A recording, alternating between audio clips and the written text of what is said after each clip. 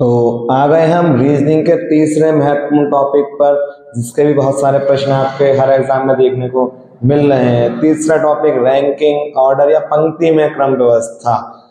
सबसे पहले हम इसका बेसिक समझेंगे, कॉन्सेप्ट समझेंगे, उसके बाद जहां भी आवश्यकता होगी मैं आपको टिप्स बताऊंगा, जो महत्वपूर्ण पॉइंट होगा वो बताऊंगा, साथ ही मैं इसके शॉर्ट ट्रिक भी दूंगा।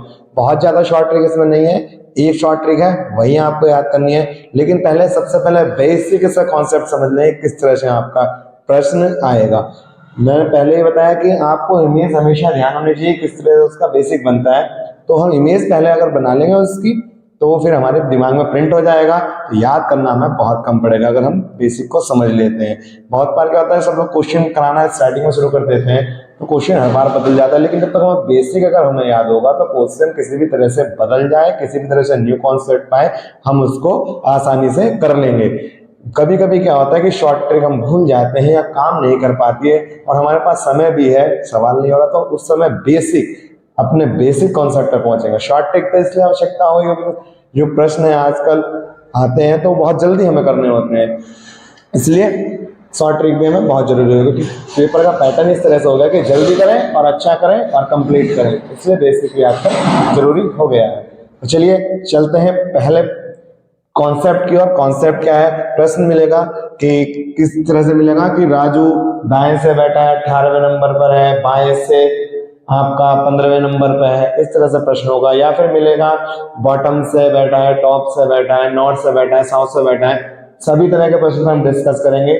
आइए चलते हैं, पहले एक कॉन्सेप्ट लेके चलते हैं, दाएं बाएं वाला पहले लेके चलते हैं कि दाएं बाएं दिया है, क्या दिया है, दायां और बायां स्थिति दी है। ठीक है, सारी स्थिति डिस्कस करेंगे, लेकिन दाएं से बाएं चलते हैं। और एक चीज और ध्यान रखिएगा, जब भी दाएं बाएं की बात चलेगी तो हम हमेशा ध्यान रखिएगा जिस तरह से हम लिखते हैं, इस तरह से हम खड़े हैं तो हमारा लेफ्ट हैंड ये वाला है, तो हम लेफ्ट इसी को कंसीडर करेंगे और राइट इधर वाले को ही कंसीडर करेंगे। दायां ये वाला और बायां ये वाला और दायां ये वाला, हमेशा इसी तरह से कंसीडर उसको करेंगे। ऐसा नहीं है कि इस तरह से हम खड़े हो जाएं और बायां ये वाला और दायां ये वाला, इस तरह से नहीं कंसीडर होगा। जिस तरह से हम कॉपी पर देखेंगे, बायां ये वाला, दायां ये वाला, सबसे पहला पॉइंट यही इसमें याद रखना है। चलिए देखते हैं किस तरह से। मान लिया 7 लोगों की मैं सिटिंग व्यवस्था बना लेता हूँ, 1 2 3 4 5 6, ठीक है। तो अगर बाएं से काउंट करेंगे तो बायां हमेशा इधर से काउंट करेंगे, ध्यान रखना, इधर से कॉपी में हमारा बायां होगा, उधर से ही हम बायां लेके चलेंगे। ठीक है, तो पहला नंबर, दूसरा नंबर, तीसरा नंबर, चौथा नंबर, 5वां नंबर, 6वां नंबर, 7वां नंबर, ये किस तरह से चल रहा है, बायां बायां इस तरह से चलेंगे। ठीक है, और दाएं की बात चलेगी तो हमारा राइट हैंड है, दायां हाथ है, उधर से चलेंगे। दायां दाएं में काउंटिंग 1 2 3 4 5 6 7, तो क्रम इस तरह से चलेगा। सबसे पहला पॉइंट अपने दिमाग में इसी तरह से याद रख लीजिएगा, बायां बाएं हाथ की तरफ से चलेगा, दायां हमारा दायां हाथ की तरफ से चलेगा। अगर ये आपने समझ लिया तो सवाल शायद ना गलत हो आपका। ठीक है, और किसी तरह से दे सकता है, मैंने आपको मैपिंग बताई थी इससे पहले वाले चैप्टर में, तो नॉर्थ भी दे सकता है और साउथ भी दे सकता है, साथ में टॉप भी दे सकता है, बॉटम भी दे सकता है, विभिन्न प्रकार से देगा। लेकिन पहले दाएं बाएं का कॉन्सेप्ट आपने अगर समझ लिया तो ठीक है, इतना काफी है आपके लिए। अब हम इजीली काउंट कर लेंगे, तीसरे नंबर पे कौन है, 1 2 3 बाएं से, और दाएं से तीसरे नंबर पे कौन है, यहाँ पर 1 2 3 इधर आ जाएगा। अब इसकी एक शॉर्ट ट्रिक, जो केवल एक शॉर्ट ट्रिक आपको याद करनी है, वही आपके सब क्वेश्चन में काम करेगी। क्या शॉर्ट ट्रिक है बता देता हूं, दायां, इधर से लिख देता हूं सारे, बायां प्लस दायां बराबर कुल +1, ये इसकी शॉर्ट ट्रिक होगी। मैंने आपको बताया था इंग्लिश आपको ज्यादा भी ना है तो कम से कम थोड़ी तो आनी चाहिए, उससे हमारा जो कोई भी सब्जेक्ट होता है थोड़ा आसान हो जाता है, उसमें शॉर्ट लिखने में आसान नहीं होता, क्योंकि जो करंट में चल रहा है उसकी ओर आपको जरूर बढ़ना चाहिए। देखिएगा, left plus right equal to T+1, ये आपकी शॉर्ट ट्रिक होगी। L फॉर लेफ्ट यानी कि बायां और R फॉर राइट इसमें जोड़ देंगे, इक्वल टू टोटल यानी कुल कितने +1। बस यही आपको याद करनी है। कुछ भी पूछे इसमें से, लेफ्ट पूछ ले, राइट से पूछ ले, टोटल पूछ ले, 3 इसमें अननोन वैल्यू होंगी, 3 में से 2 आपको दिया होगा और 1 वैल्यू आपको निकालनी होगी। तो केवल इस फार्मूले को याद रखिए, L + R = T+1 और आपकी क्रम व्यवस्था इजिली सॉल्व। किस तरह से? बाएं से काउंट करना, किस तरह से दाएं से काउंट करना, 2 चीजें बस मोस्टली याद करनी है आपको। पूछने का तरीका बदल सकता है किसी भी सवाल में, लेकिन आपको याद रखना कि दोनों अपोजिट होनी चाहिए। अपोजिट डायरेक्शन होगी, लीनियर डायरेक्शन में बैठे, एक रेखा में अगर बैठे हैं तो 2 तरह से ये बैठेंगे। आगे पीछे भी दे सकता है, आगे से क्रम, पीछे से क्रम, बैक से क्रम, फ्रंट से क्रम, लेकिन दोनों अपोजिट। तो दोनों अपोजिट यहाँ रख दीजिएगा, टोटल यहाँ +1। जैसे फ्रंट और बैक रख दे तो फ्रंट प्लस बैक, नॉर्थ और साउथ दे दे, नॉर्थ प्लस साउथ, टॉप और डाउन दे दे, यानी कि ऊपर से इस क्रम में और नीचे से इस क्रम में, तो टॉप प्लस बॉटम, ईस्ट और वेस्ट दे दे तो E + W = T+1, T+1, formula same का सेम। बस करना क्या है आपको कि 2 अपोजिट जो है वो जोड़ देने हैं और टोटल +1। ये ट्रिक आपको याद रखनी है। L + R = T+1।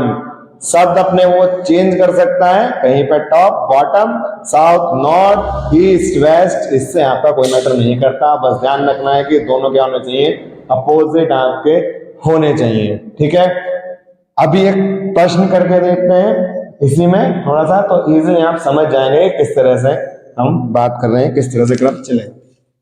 चलिए एक प्रश्न इसी में करके देखते हैं, इसी को देखते हैं थोड़ा सा।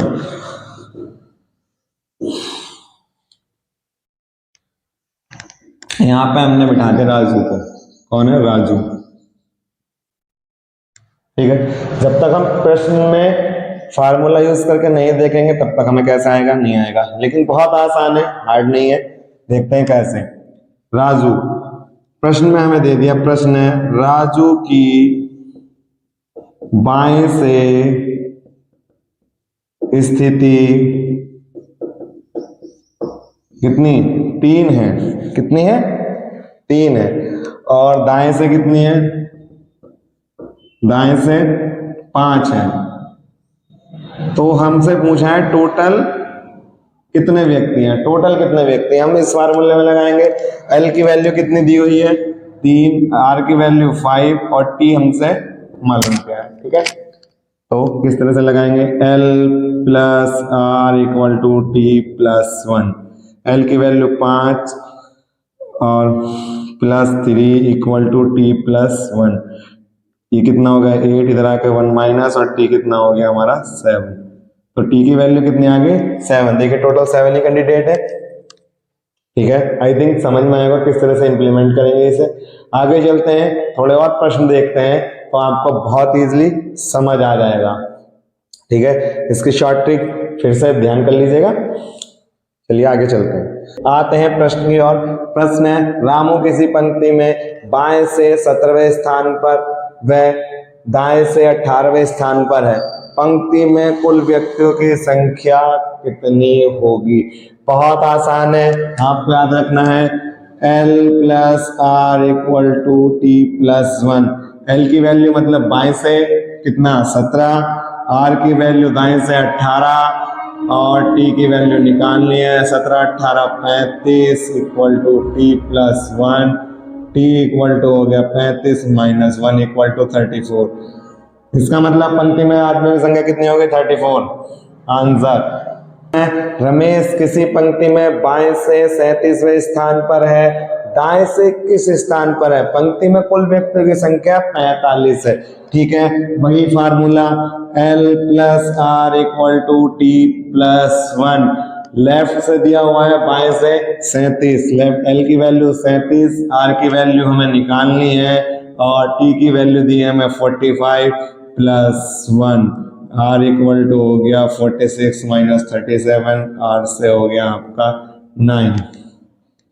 आंसर नेक्स्ट क्वेश्चन, अरुण किसी पंक्ति में बाएं से किस स्थान पर है? यदि दाएं से 67 स्थान पर है, पंक्ति में कुल व्यक्तियों की संख्या 95 है। फिर से वही formula L plus R equal to T plus 1। तो बहुत जल्दी से कर देंगे। L की वैल्यू नहीं दी है, R की वैल्यू दी है 67, दाएं का मतलब R 67, और टोटल दिया है 95 प्लस 1, L की value 96 minus 67, L equal to आ गया आपका 9 और 2 29, L इक्वल टू 29 आंसर। चलते हैं नेक्स्ट क्वेश्चन की ओर। आ गए हैं नेक्स्ट प्रश्न पर, थोड़ा अलग टाइप का है, दाएं बाएं से। विजय किसी कक्षा में ऊपर से आगे से 36 नंबर पर है तथा नीचे से या पीछे से 64 नंबर पर है। कक्षा में बच्चों की कुल संख्या ज्ञात कीजिए। बिल्कुल भी पैनिक होने की बात नहीं है, फिर से वही करना है। इस बार लेफ्ट राइट लिख के फ्रंट बैक भी लिख सकते हैं। F plus B T plus 1, same वही फार्मूला रहेगा। F का मतलब फ्रंट, B का मतलब बैक और T का मतलब टोटल।